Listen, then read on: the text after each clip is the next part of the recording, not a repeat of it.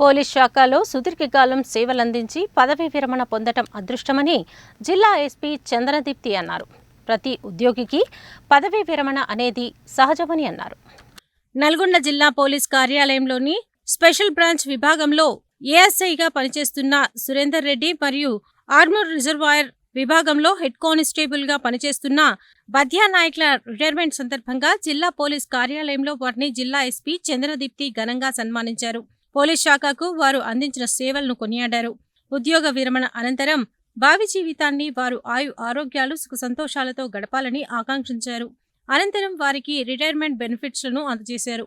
కార్యక్రమంలో జిల్లా అదనపు ఎస్పీ రాములు నాయక్, ఎస్బీ డిఎస్బీ రమేష్, ఏవో శ్రీనివాస్, సూపరింటెండెంట్ సబిత, సిఐ రాఘవరావు, ఆర్ఐ సూరప్ప నాయుడు, సంతోష్, పోలీస్ అధికారుల సంఘం జిల్లా అధ్యక్షుడు జయరాజ్, సోమయ్యలతో పాటు పలువురు పోలీస్ సిబ్బంది, పదవీ విరమణ చేసిన పోలీసుల కుటుంబ సభ్యులు పాల్గొన్నారు.